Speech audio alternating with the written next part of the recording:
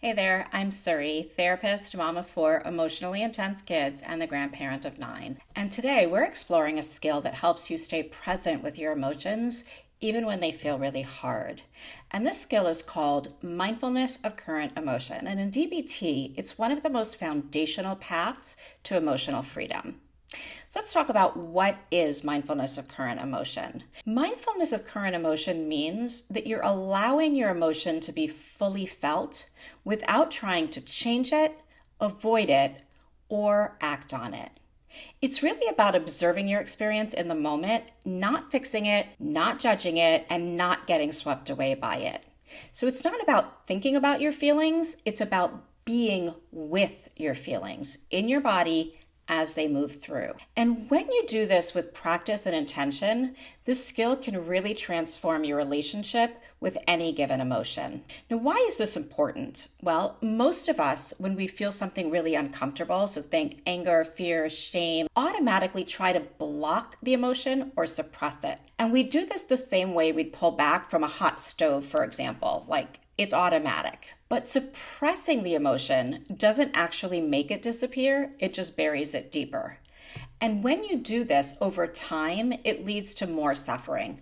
So you increase in tension, increase in irritability, more reactivity. Now, what mindfulness of current emotion does is it invites us to do the exact opposite. Instead of suppressing, denying, or pushing away emotion, it encourages us to sit with the emotion, feel it fully, and ride it through without being controlled by it. And it works.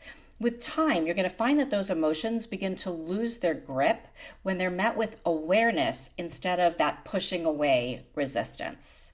So there's this beautiful poem by the 13th century poet Rumi that captures the skill better than any clinical definition that I can give it. It's called The Guest House.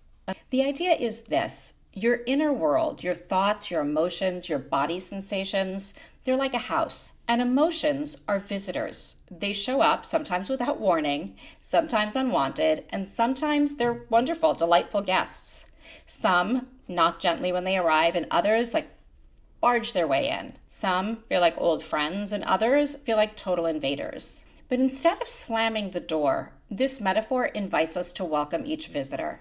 Not because we enjoy every guest, but because we know this: the more we try to push emotions out, the louder they're gonna bang. And the more we try to ignore them, the more they take over the house. So the idea is, just for today, think about letting the emotion in. You say, sadness, you're here. You can sit by the window for a bit. Or, hi, frustration, I see you showed up with clenched jaws and hot cheeks. You can sit at the table.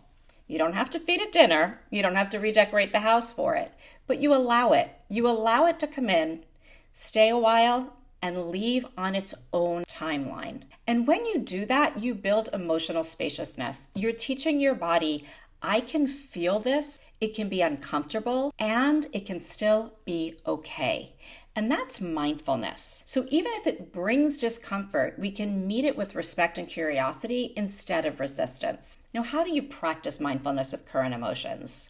Here's how to try the skill. So start off with step 1, observe the emotion. And here's where I want you to notice, I'm feeling sad, or I'm feeling anxiety. And experience the emotion like a wave, rising, cresting, and slowly falling. And as you do that, don't try to stop it. Don't hold on to the feeling. Don't try to chase it away or push it away. Just allow it to be there like a guest at your table. Next, tune into your body. Shift your attention inward and notice, where do you feel this emotion in your body? Are you feeling your chest tight or your shoulders tense? Do you feel heat or pressure or heaviness? Try using ing words to describe it, like tightening or squeezing or pulling or aching. They're just sensations, and sensations can shift when they're observed. Step 3, remember that you are not the emotion. You're not your fear. You are not your frustration. You are the one experiencing the emotion. You're not the emotion itself. So imagine that you're in the driver's seat and your emotion is riding shotgun. It might talk really loudly, it might be obnoxious, it might give directions, it might shout, but it doesn't get to take the wheel. And step 4, practice embracing the emotion. Yeah, embracing it, loving it. That doesn't mean enjoying it or liking what caused it. It means meeting it with respect and with gentleness. And you can think this emotion is here for a reason. It makes sense that I feel this way. And I can make space for this emotion without needing it to go away right now. And then you can support yourself with a couple of other skills: a half smile, willing hands, a slow exhale. We'll talk about those in future videos. Step 5, notice the emotion begin to shift. Now remember that all emotions are temporary. If you stay with it without feeding it or resisting it, you're going to notice that it eventually starts to shift all on its own. It might fade slowly, it might come back, and that's okay. What matters is that you stayed with it. You didn't run, and more importantly, you didn't act impulsively. You stayed present. Now, here's a final thought on mindfulness of current emotion. It teaches you how to feel fully and feel without fear.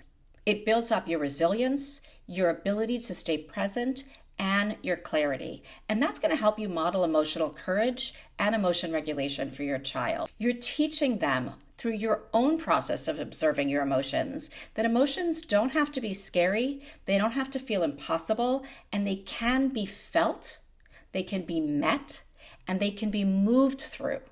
And guess what? Life does go on even after a big anxious feeling or a big angry feeling. You're doing great work.